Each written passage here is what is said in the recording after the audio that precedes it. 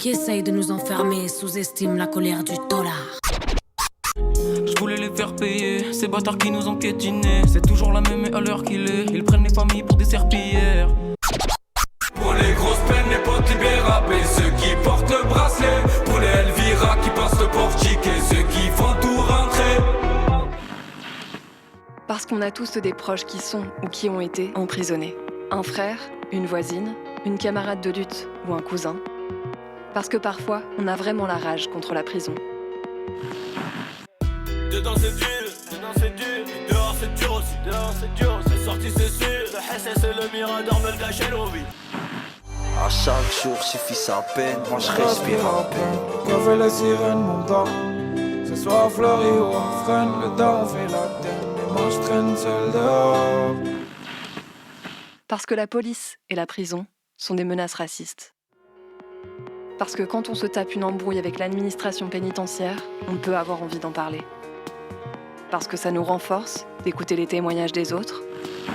Armé de peine, j'étais sur le banc, ils m'ont pété, choses arrivant, enfin deux. Parce qu'on n'en peut plus d'entendre que la prison nous protège. Politique car dehors, petit frère emprisonné. Je me demande quoi écrire dans mes lettres, qui passera sous la censure, se fera rire. 1 heure pour se raconter des bouts de vie, à bout de souffle. Parce que les parloirs sont souvent trop courts. Pour les gars de Gîte Versailles, pour les gars de Villepinte, et pour toutes ces visiteuses de parloir qui font rentrer le sucre et l'espoir, otages des mêmes portes et couloirs, des mêmes petits pouvoirs. Parce que la radio permet de communiquer par-dessus les murs de la tôle. Casse-Muraille, une émission pour libérer la parole des prisonniers, des prisonnières et de leurs proches. En direct jusqu'à 18h30 sur Prune 92 FM et sur prune.net. En mai 2024, l'Assemblée nationale a adopté un projet de loi décidant du dégel du corps électoral en Kanaki. Cette loi a pour effet d'ouvrir le droit de vote à des habitants du territoire venus des métropoles et donc met en minorité les Kanaks face aux colons, qui ont évidemment des intérêts contradictoires et nient le droit des Kanaks à l'autodétermination. Cela a déclenché de grandes révoltes en Kanaki, il y a maintenant 1 an, auxquelles l'État français et les colons sur place ont opposé une sévère répression. Une mutinerie a été menée par des prisonniers et prisonnières de camp Est, et en juin et juillet, au moins 58 prisonniers Kanaks ont été déportés par l'administration dans des prisons de la France hexagonale. Cette pratique, couramment utilisée par l'administration pénitentiaire, contre des prisonniers et prisonnières des territoires maintenus en colonisation par l'État français, est là utilisée massivement pour réprimer la révolte indépendantiste.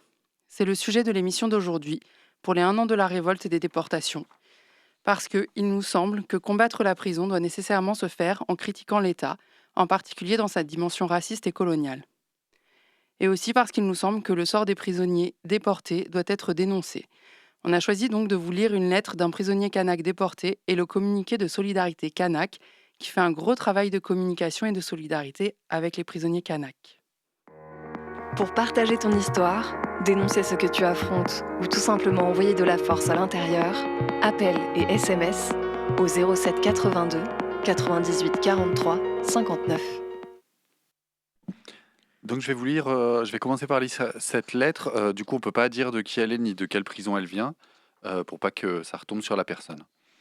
Donc, bonjour Casse-Muraille, je vous remercie de m'avoir écrit. Je ne sais pas bien écrire. Moi, je pense que la France devrait donner l'indépendance à la Kanaki. Ils nous ont emmenés loin de nos familles en pensant qu'on allait lâcher, mais ça va jamais marcher. Ils nous ont transférés de force. Tous les soirs, je repense à tout ce que j'ai fait, puis je rigole. Je m'étais dit que si j'allais en France, j'irais voir la Tour Eiffel, mais là je me réveille dans une cellule.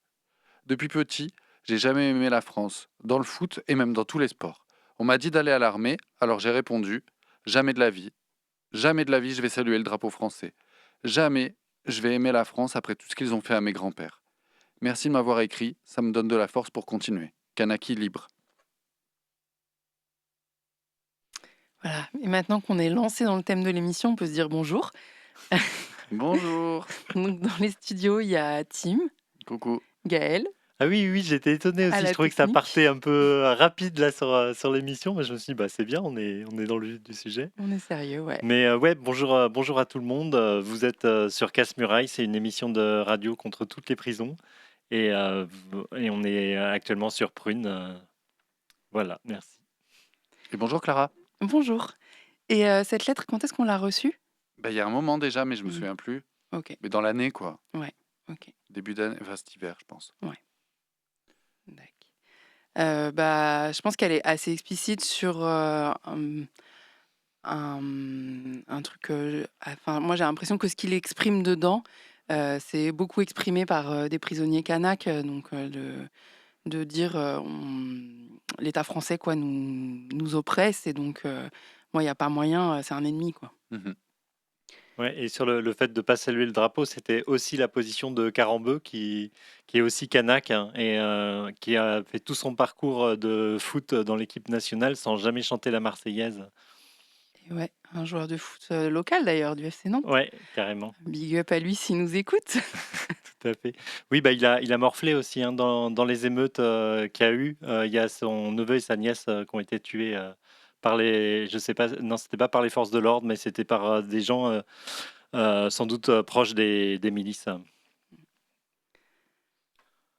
Voilà et aussi, dans l'émission, anticarcérale de, L'Envolée qui est sur Paris, les personnes de cette équipe, et du journal aussi, correspondent beaucoup avec, des prisonniers kanaks et ce qui revient souvent, c'est aussi la difficulté d'être très loin de sa famille et que du coup, il y a aucun soutien et que le téléphone coûte très, très cher et ils dénoncent tous, pour ceux qui ont été déportés en juin, juillet, qu'ils ont été, déportés dans la journée, en fait, sans pouvoir, prendre trop d'affaires et prévenir personne.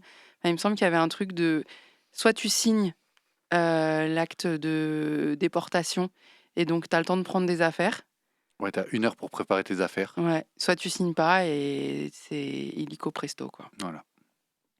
Et les gens sont globalement arrivés en claquettes et en t-shirt, quoi. Mmh. Et il y a aussi des familles là-bas sur place qui cherchent encore, leurs proches. Carrément. Non, mais peut-être tout ça, on y reviendra après en commentant le rapport, parce que du coup, là, dans l'émission, on s'est appuyé. Enfin, là, on a fait une lecture en fait du communiqué de Solidarité Kanaki qu'on va diffuser tout de suite et qui s'exprime sur le sort des prisonniers notamment. Et après, on le commentera avec un rapport qu'ils ont publié en même temps que le communiqué, qui donne un peu plus des données là sur les déportations, le nombre de gens déportés, le contexte local et tout. Enfin, voilà, du coup, cette lettre, c'était aussi une introduction un peu à tout ce dont on va parler dans l'émission aujourd'hui. Ouais.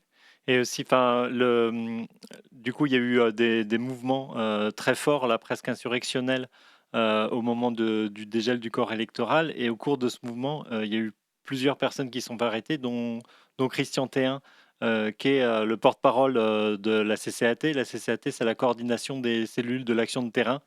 Donc, en fait, c'est un responsable politique. Il a été aussi, nommé, président du FLNKS. Donc ça, c'est la coalition des 4 partis, indépendantistes, de Kanaki, Nouvelle-Calédonie. Et en fait, enfin, lui et d'autres personnes de la CCAT ont été arrêtés, et déportés. Donc c'est aussi le contexte là, du communiqué. Mais je mets le communiqué, on l'écoute tous ensemble. Libération de tous les prisonniers, prisonnières de l'insurrection de 2024 par Collectif Solidarité Kanaki. Rapatriement immédiat de tous les déportés kanaks. Solidarité Kanaki est un collectif qui appuie les luttes du peuple kanak pour son autodétermination et l'indépendance de la Kanaki. Dans cette optique, un groupe de travail a été constitué à l'été 2024 afin d'établir un tissu de solidarité en France avec les Kanaks qui subissaient la répression du pouvoir colonial. Parce que la prison est un des outils principaux entre les mains de la puissance colonisatrice, nous avons décidé de nous organiser en soutien avec tous les prisonniers déportés en France.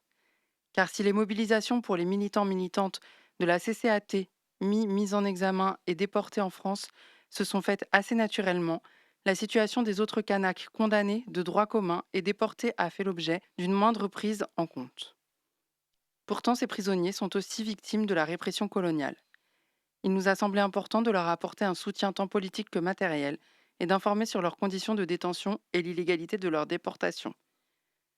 Dans ce but, nous nous sommes organisés, depuis la France et en Kanaki, avec les familles, les services pénitentiaires, la pause décoloniale, le comité de solidarité avec les prisonniers politiques de Kanaki, CSPPK, et plusieurs autres organisations indépendantistes. Le contexte, insurrection kanak, mutinerie, camp Est. Depuis mai dernier, la répression coloniale s'est abattue de plein fouet sur les insurgés en Kanaki. Plus de 3000 personnes ont été interpellées. Rapporté à la population française, cela représenterait près d'1,5 million de personnes arrêtées. Cependant, la répression n'est pas seulement policière, elle est aussi juridique. L'objectif a été dans un premier temps de ficher tout le monde. Selon le CSPPK, il y a eu près de 2500 gardes à vue, 500 déferments en comparaison immédiate, beaucoup sans avocat ou avec des commis d'office non indépendantistes. Plus de 200 mises en détention préventive, près de 500 peines alternatives, tiges ou avec privation de liberté ont été prononcées. La force létale a été utilisée immédiatement dans les rues de Nouméa contre la population et a fait de nombreuses blessés, dont le décompte n'a pas pu être fait. On sait également qu'une douzaine de Kanaks, au moins, a été assassinée par les forces de l'ordre et les milices de colons.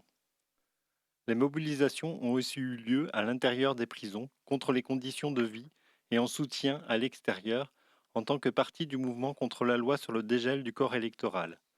Plusieurs mutineries ont éclaté dans la prison de Nouméa, le camp Est notamment, avec un tiers des cellules brûlées. Dans un réflexe colonial toujours plus répressif, la France a envoyé 3 unités pour mater ces mutineries. Le RAID, le GIGN et les Iris. Leur intervention à l'intérieur de la prison de camp Est a été extrêmement violente, avec plusieurs prisonniers blessés. Plusieurs témoignages de prisonniers font même état de la mort d'un jeune d'une vingtaine d'années originaire de Canala suite à des coups reçus. La déportation coloniale. Dans l'arsenal des méthodes coloniales utilisées par l'État français pour mater la révolte, celui-ci a remis au goût du jour la déportation, déplaçant des prisonnières à 17 000 km de chez elles pour les envoyer dans les prisons françaises. En effet, le 22 juin, 7 militantes de la CCAT mises en examen sont déportées le soir même aux 4 coins de la France. En parallèle, plusieurs vagues de déportation de prisonniers du camp Est vers des prisons en France ont eu lieu. Cela a pour but à la fois d'éloigner les prisonniers ayant participé aux émeutes en prison, mais aussi de vider la prison de camp Est et d'enfermer plus. Nous avons identifié 69 détenus déportés depuis mai 2024 dans une quarantaine de prisons. Sur la déportation. Cette punition collective met en évidence l'aspect colonial de l'incarcération en Kanaki. À l'instar de la population des 2 prisons en Kanaki, Koné et Camp Est, la quasi-totalité des déportés sont des Kanaks et pour le reste des Océaniens. Les prisonniers déportés du jour au lendemain racontent tous l'impossibilité pour eux d'avoir accès au minimum pour vivre.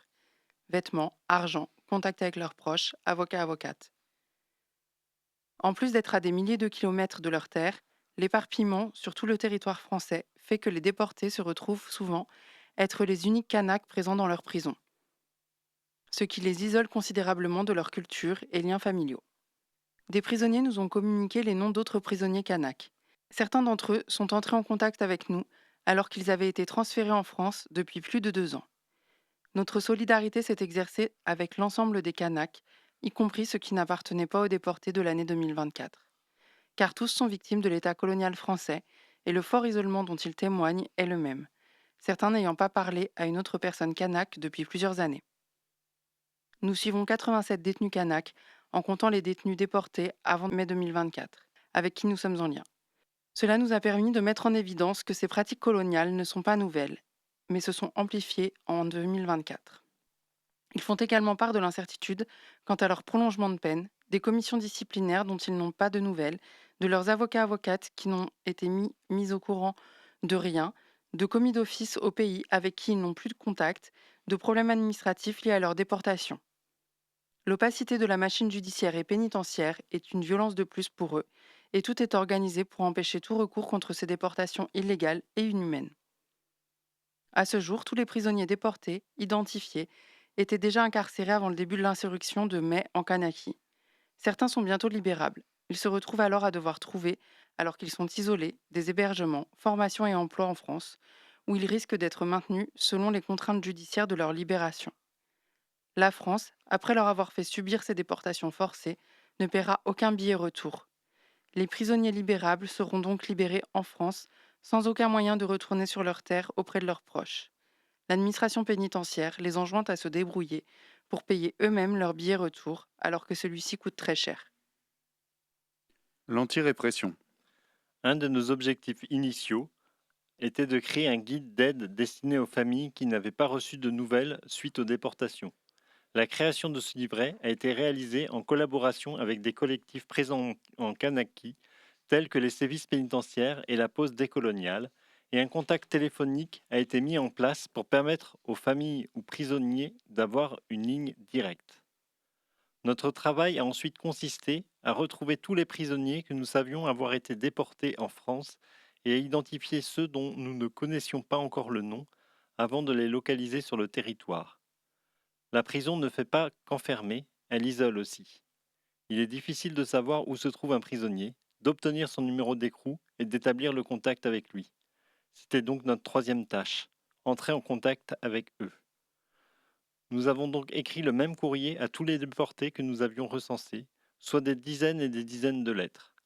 Ainsi, un contact direct a été mis en place par courrier avec tous les déportés qui le souhaitaient, pour tenter de subvenir à leurs besoins en argent, avocats, linge ou contact avec leur famille.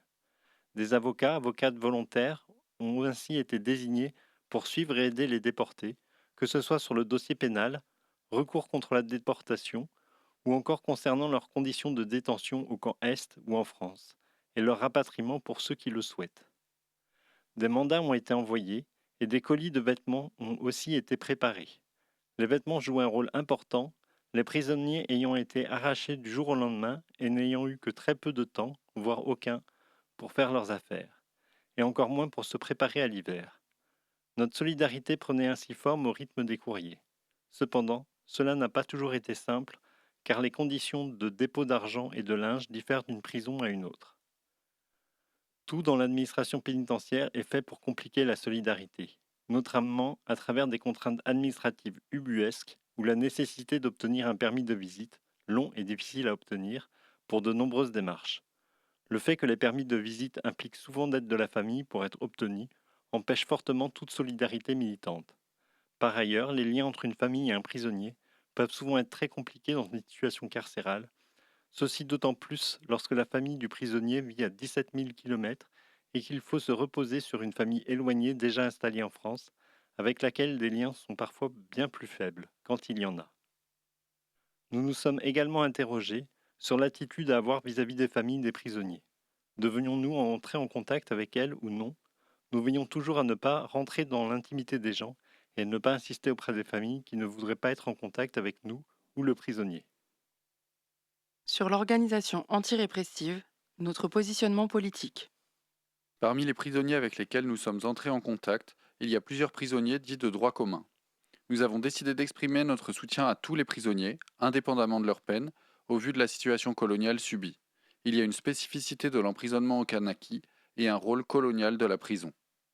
Les mutineries ne sont pas une mobilisation extérieure à l'insurrection, mais en ont fait partie, en plus d'être une révolte contre les conditions de détention.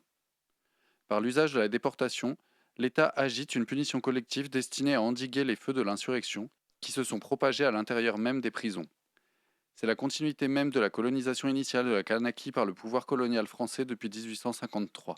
En 1864, la Kanaki devient rapidement une colonie pénitentiaire avec la construction du bagne de Nouméa, utilisé pour y déporter les prisonniers de France, ainsi que des résistants des autres colonies françaises, jusqu'en 1897 et actif jusqu'en 1931. Le camp Est, nouveau nom du bagne, poursuit son rôle colonial en enfermant très largement des populations kanak dans les mêmes bâtiments. Il est prolongé par la récente prison de Koné et la future prison de Nouméa. Dans la seconde moitié du siècle dernier, l'incarcération coloniale de militantes indépendantistes en France ou dans d'autres colonies était monnaie courante, qu'elles soient de Kanaki, de Guadeloupe, de Martinique, de Guyane, de Corse.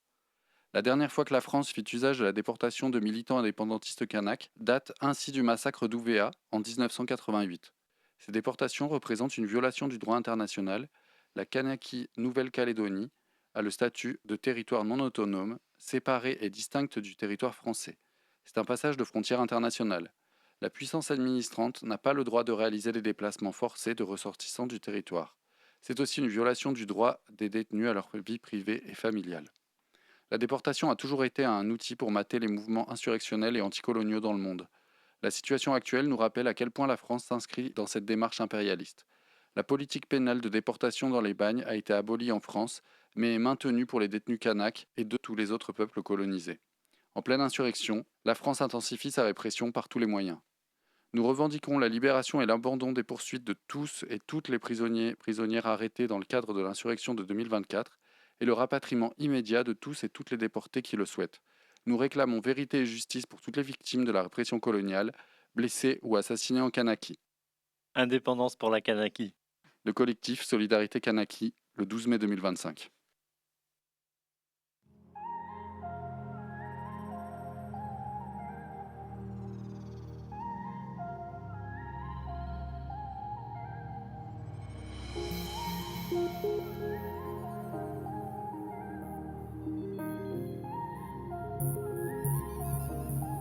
Hey! Avant la révolte du 13 mai, on me demandait déjà ce que je pensais de la situation en Kanaki. Et après tout ce qui s'est passé, voici ma réponse. Nous on n'a rien à prouver, Kanaki c'est chez nous. Mais l'histoire se répète, la France veut nous pousser à bout. Elle veut nous écraser depuis le début, nous effacer. Pendant que tous ces sbires veulent nos terres et les brader. Tu sais, ils avaient oublié que nous sommes des guerriers. Si l'homme est un loup pour l'homme, sont de vrais enfoirés. Ils parlent d'impartialité mais ils transgressent tout. Ils parlent de citoyenneté mais sont des voyous. Ils parlent de liberté mais nous condamnent à la soumission. Ils parlent d'égalité mais rêvent de partition. Ils parlent de fraternité mais ne te serrent pas la main. Ils nous parlent de démocratie mais agissent comme des chiens. Trop de discours et de racisme dissimulé. Certains colons n'ont pas changé à vouloir toujours nous humilier. Ils veulent tout s'accaparer, c'est comme ça qu'ils fonctionnent. Se légitimer plus que nous, c'est comme ça qu'ils raisonnent. Ils déconnent, ils crachent sur 3000 ans d'histoire. Ils en oublient leurs propres racines et ne veulent rien savoir. La coupe est pleine, dites-leur, il y en a marre.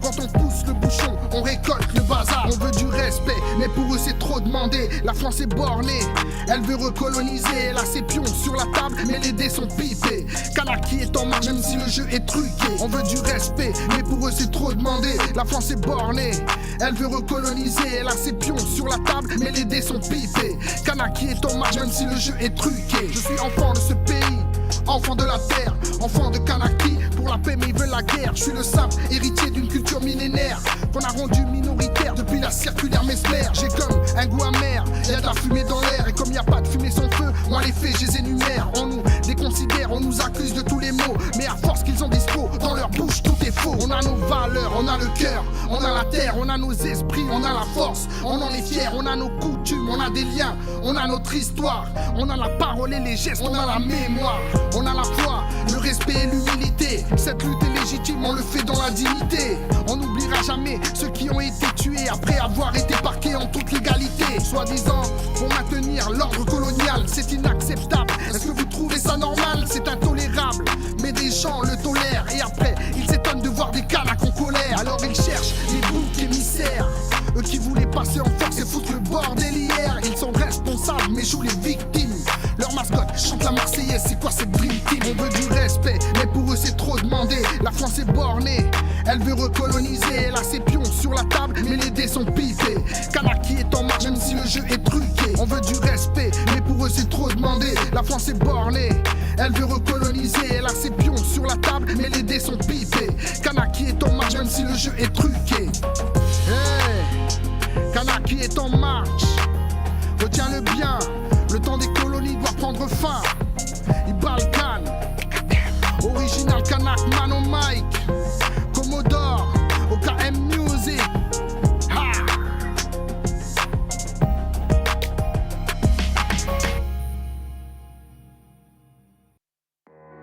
Pour partager ton histoire, dénoncer ce que tu affrontes ou tout simplement envoyer de la force à l'intérieur, appel et SMS au 07 82 98 43 59. Vous êtes donc toujours à l'antenne de Prune 92 FM et on vient d'écouter Ibalkan, Kanaki est en marche.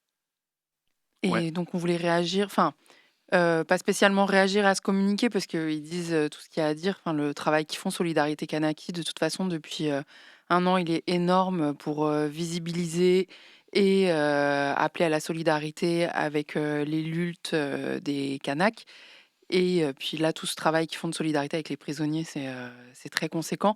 Mais du coup, ils ont aussi fait un rapport dont on voulait partager quelques éléments. Carrément. Donc le rapport s'appelle Suivi de la situation des prisonniers kanaks déportés du camp Est à Nouméa vers la France, donc qui a été publié en mai 2025. Voilà, du coup, dans ce rapport, il pose un peu les bases déjà le contexte un peu de la situation en Kanaki, et notamment le contexte de discrimination raciale qui est généralisé contre les Kanaks et contre les autres communautés océaniennes qui vivent là-bas. Il faut savoir que c'était déjà des revendications dans les accords de Matignon et d'Oudinot en 88 et dans les accords de Nouméa en 98, à savoir de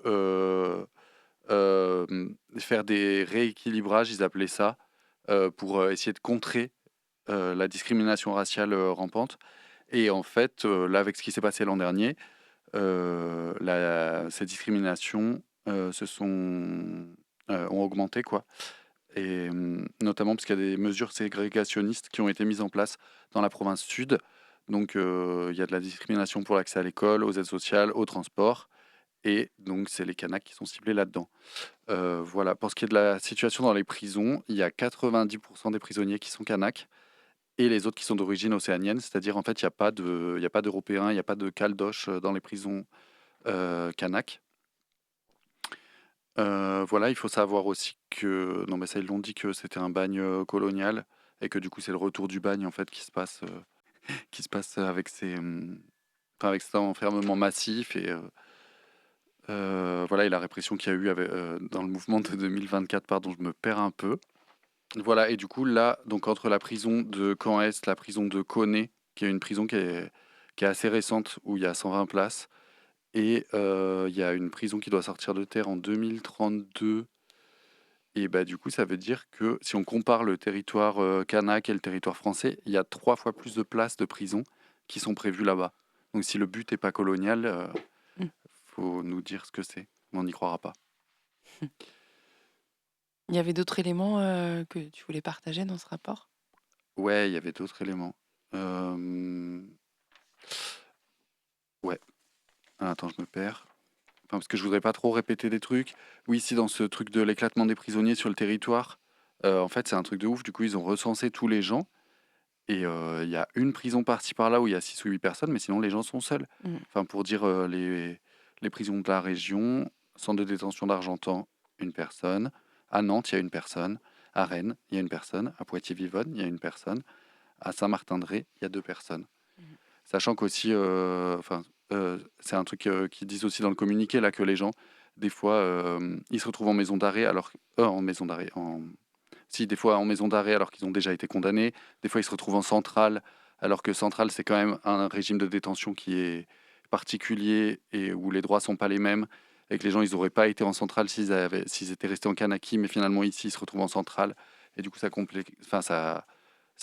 durcit encore leurs conditions de détention. Oui, puis ça fait que, en fait, c'est des régimes légaux. C'est pas le directeur de prison qui choisit à son bon vouloir qui met dans quel régime de détention. C'est lié à la peine. Et là, en fait, avec les Kanaks, tu fais comme tu veux, quoi. Là, c'est lié à surtout, il faut pas que les gens se croisent et soient ensemble et tout, quoi. C'est lié à il faut éclater les gens au maximum. Et Ouais. c'est ça qui compte et c'est plus le droit. Et ça, c'est ouf. Tu te rends compte, tu te retrouves dans un territoire où tu n'as jamais foutu les pieds, qui est à 17 000 km de chez toi.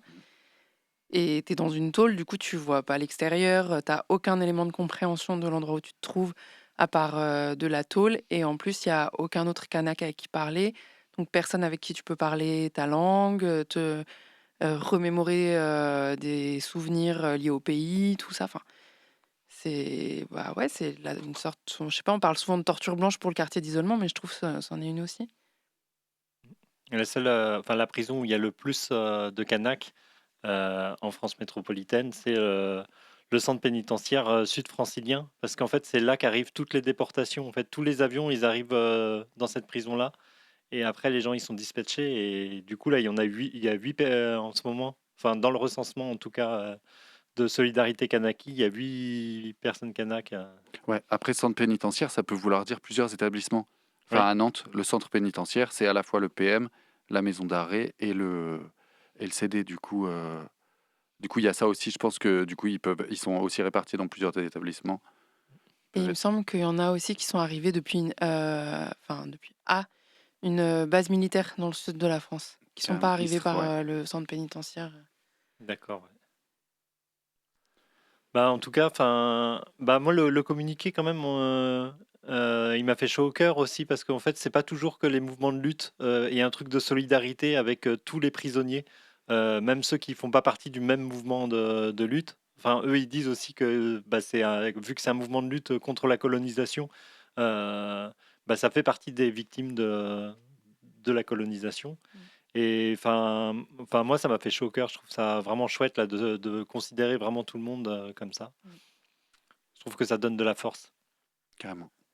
Et faut se rendre compte aussi du travail qu'ils ont fait pour pouvoir recenser où se trouvent les prisonniers. D'ailleurs, ils n'ont pas retrouvé tout le monde, il me semble encore. Mais les SPIP de l'administration pénitentiaire qui se trouve en Kanaki refusaient de donner les informations des transferts.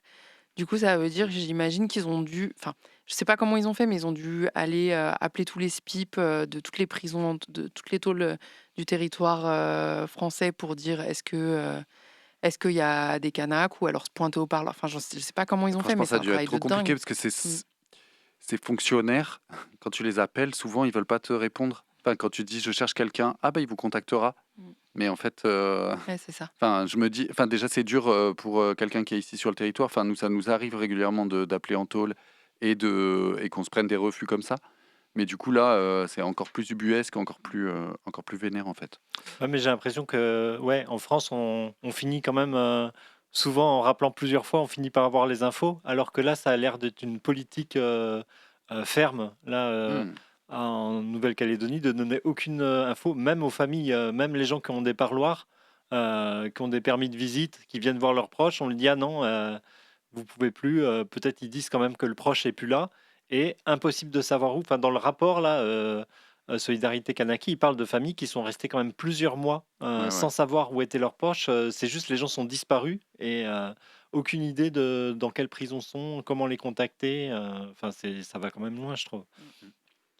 Et le collectif, ils ont besoin de thunes parce qu'en plus, du coup, ils font ce truc-là quand ils trouvent des gens d'essayer de prendre des parloirs pour déposer des sacs de linge, donc pour acheter des linges, filer de la thune pour cantiner, et aussi se cotiser pour payer les billets retour pour les personnes qui sortent de prison en France, auxquelles la paix refuse de payer les billets retour qui coûtent plus de 1000 balles.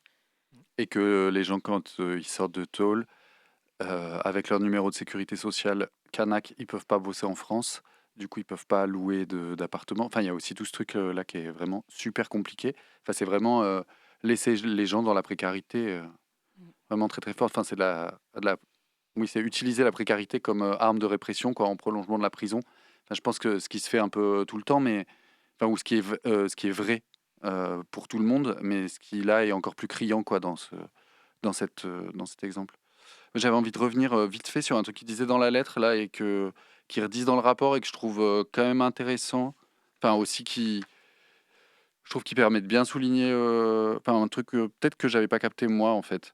Ce truc que la Kanaki du coup est un territoire séparé et distinct de la France. Donc du coup, et c'est reconnu par les instances internationales que la Kanaki est un pays qui a le droit à son indépendance, qui à terme devra être décolonisé. Et il y a des structures autonomes, politiques sur place, tout ça. Et du coup, en fait, là, ils mettent, du coup, Solidarité Kanaki, ils mettent en avant que c'est une violation du droit international, en fait, de déporter les gens et de forcer les gens à quitter leur pays, de forcer les gens à traverser des frontières internationales et tout. Et ça, après, c'est le micmac du droit international, j'y connais rien, donc c'est un peu normal aussi d'être surpris, mais je trouve que, ouais, je sais pas, je trouve ça quand même parlant et assez choquant, en fait. Oui, aussi, je pense dans les rapports, c'est toujours des rapports de force au niveau international, et du coup, il y a toujours plusieurs versions.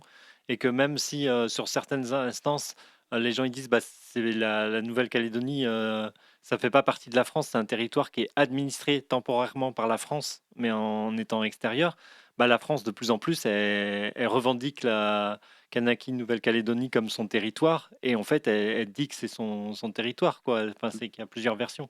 Oui, de plus en plus depuis 1850 quand même. Ouais. Vous aviez d'autres réactions? On peut passer à la suite.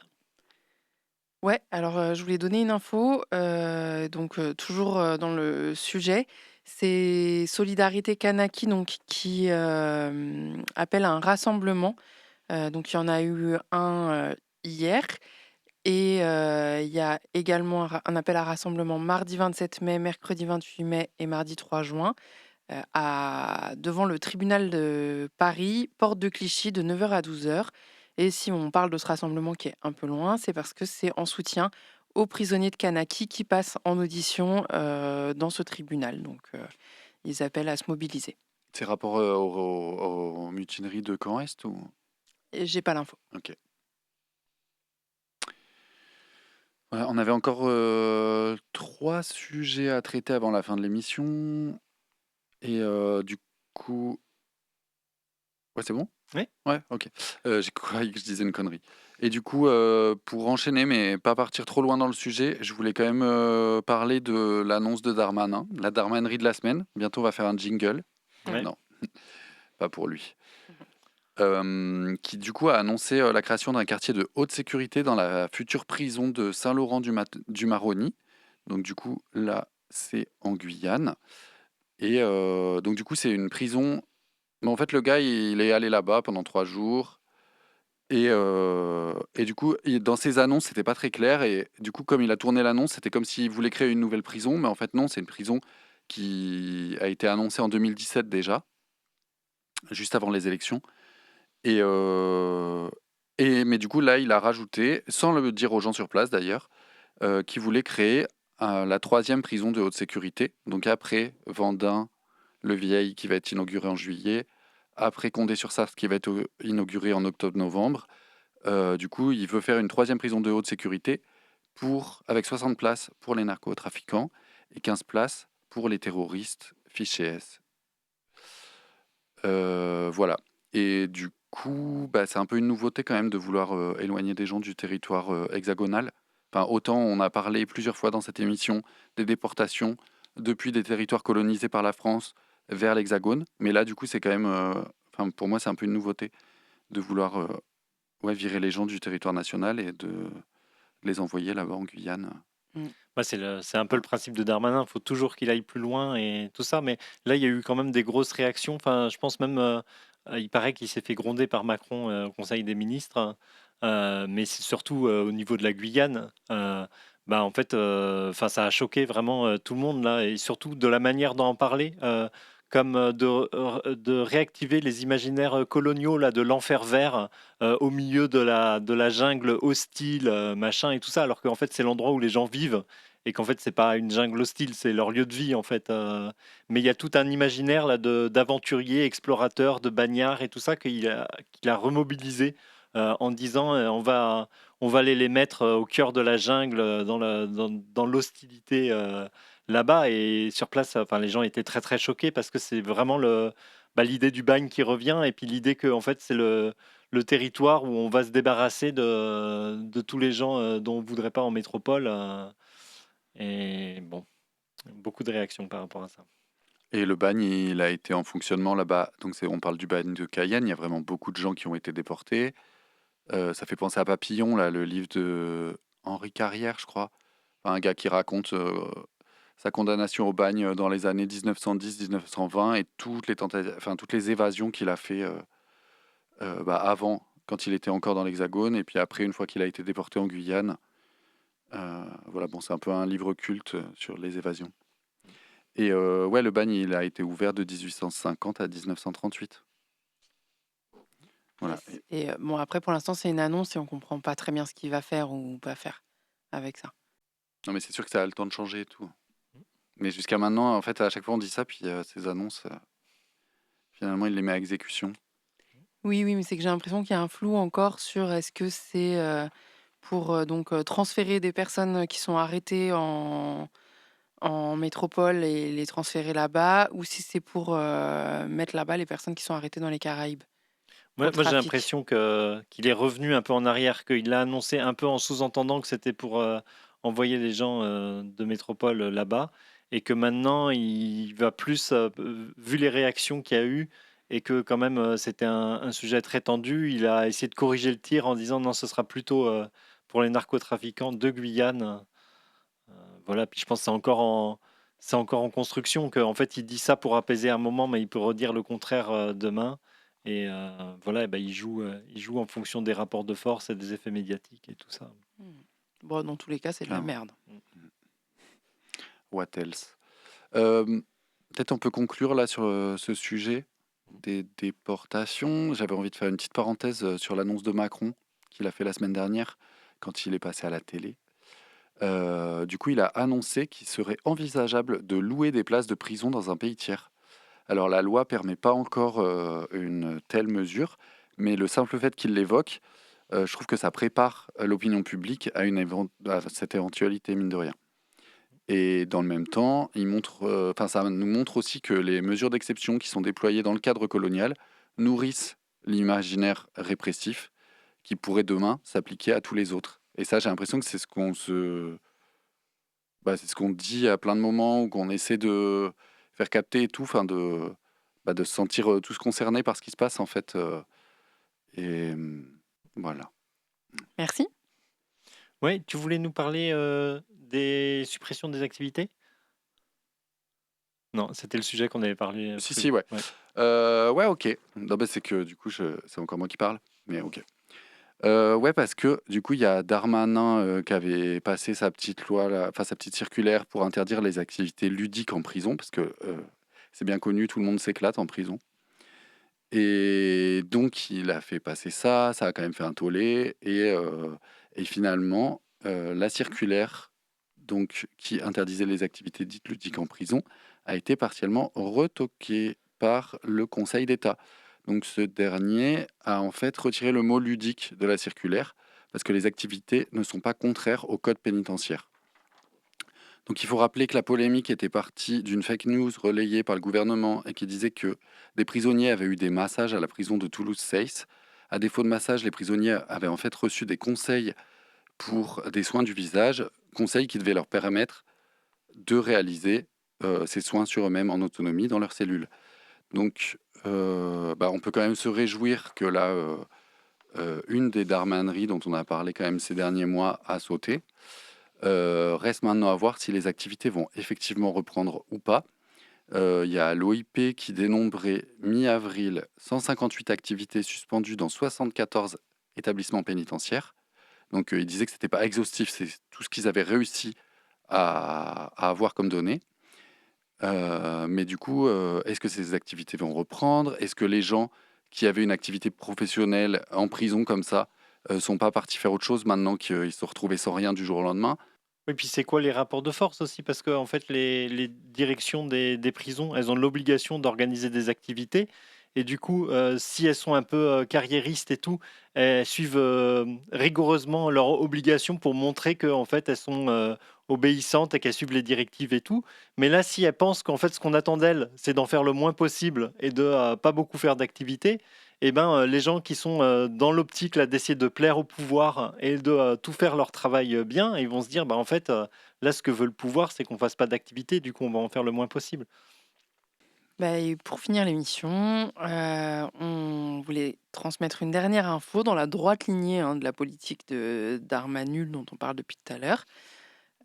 Alors même que la contrôleuse générale des lieux de privation de liberté, donc qui est une instance de contrôle qui est censée faire un contre-pouvoir, mais c'est quand même une instance de l'État, donc elle applique la loi et elle donne des opinions qui vont dans ce sens-là. Elle plaide pour l'autorisation des téléphones en prison des téléphones portables depuis super longtemps.